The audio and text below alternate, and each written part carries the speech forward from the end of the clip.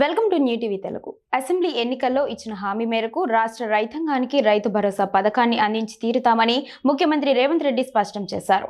ఈ విషయంలో ఎలాంటి సందేహాలు అవసరం లేదన్నారు. సంక్రాంతి తర్వాత రైతుల ఖాతాల్లో భరోసా సొమ్మును జమ చేస్తామని తెలిపారు. ఈ పథకం అమలుకు సంబంధించి విధి విధానాలను ఖరారు చేసేందుకు ఇప్పటికే మంత్రివర్గ ఉపసంఘాన్ని నియమించామని గుర్తు చేశారు. ఉపసంఘం చేసే సూచనలపై ఈ నెలలో నిర్వహించే శాసనసభ సమావేశాల్లో చర్చించి విధి విధానాలను ఖరారు చేస్తామన్నారు. సోనియా గాంధీ గ్యారంటీగా చెప్తున్నానని, ఈ విషయంలో ఏ మారీచీలు వచ్చి అబద్ధాలు చెప్పినా నమ్మవద్దని అన్నారు.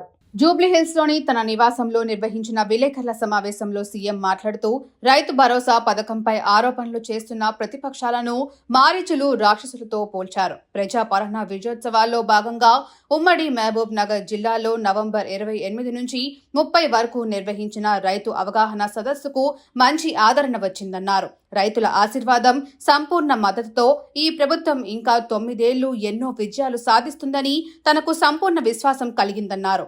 రైతులే మా ఎజెండా, రైతును రాజును చేయడమే మా లక్ష్యం. జవహర్లాల్ నెహ్రూ నుండి వైఎస్ఆర్ అమలు చేసిన పథకాల వరకు అన్నిటినీ అమలు చేస్తున్నాం. రాజ్యం చేపట్టే వాళ్ళు రైతుల తలరాత మారుస్తారని కాకుండా రాజ్యం చేపట్టే వారి తలరాతలనే రైతులు మారుస్తారని మేము విశ్వసిస్తున్నాం. అందుకే రైతు సంక్షేమానికి పెద్దపీట వేశాం. ఈ ప్రభుత్వం రైతుల కోసమే ఉంది. వ్యవసాయం దండగ కాదు, పండుగ అనేలా చేయాలి. ఇప్పటి వరకు చేశాం, చేసి చూపిస్తాం, భవిష్యత్తులో కొనసాగిస్తాం అని రేవంత్ రెడ్డి స్పష్టం చేశారు. అయినా అధైర్యపడకుండా ఇచ్చిన గ్యారెంటీలను అమలు చేస్తూ అందులో ప్రధానంగా రైతు సంక్షేమం అనేది, రైతును రాజును చేయడమే లక్ష్యంగా పండిత్ జవహర్లాల్ నెహ్రూ గారి నుంచి మొదలు పెడితే డాక్టర్ వైఎస్ రాజశేఖర రెడ్డి గారు ఉమ్మడి రాష్ట్రంలో ముఖ్యమంత్రిగా బాధ్యత చేపట్టి ఇచ్చిన ఉచిత కరెంటు వరకు రైతులే మా ఎజెండా, రైతుల తలరాత రాజ్యం చేపట్టే వాళ్ళు మారుస్తారని కాదు, రాజ్యంని చేపట్టే వాళ్ళ తలరాతనే రైతులు మారుస్తారని నమ్మిన మేము ఇప్పుడు నేను మళ్ళీ రైతులకు మాట ఇస్తున్నా. సంక్రాంతి పండుగ తర్వాత రైతు భరోసా మీ ఖాతాలలో వేసేది సోనియమ్మ గ్యారంటీ, ఇందిరమ్మ ప్రభుత్వము. ఏ రైతులు ఎలాంటి మారీచులు సుబాహులు వచ్చి మీకు అబద్ధాలు చెప్పి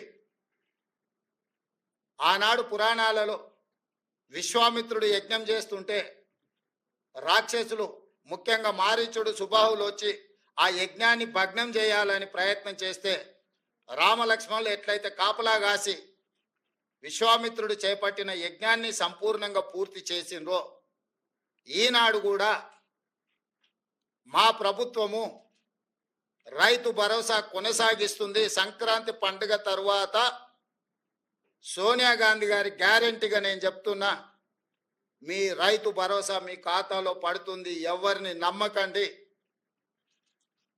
ఇట్లాంటి మారీచులు మీ దగ్గరికి మారు వేషంలో వస్తూనే ఉంటారు. ఆనాడు సీతమ్మను ఎమర్చడానికి బంగారు లేడీ రూపంలో వచ్చిన మారీచుడే ఈరోజు మారు వేషంలో మళ్ళీ బీఆర్ఎస్ బీజేపీల రూపంలో మీ దగ్గరకు వస్తారు. ఈ మారీచులను మీరు విశ్వసించకండి.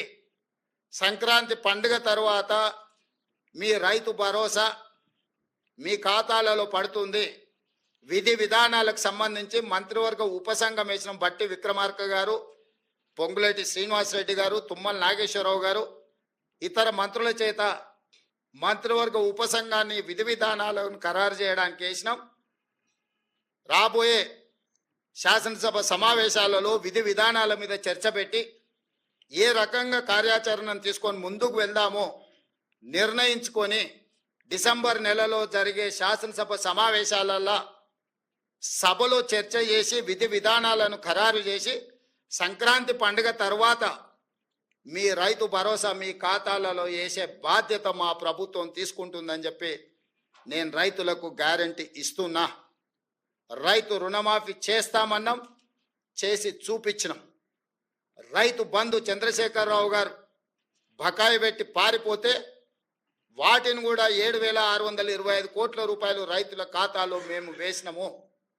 ఇప్పుడు కూడా రైతులకు రైతు భరోసా అందించే బాధ్యత మా ప్రభుత్వం తీసుకుంటుంది.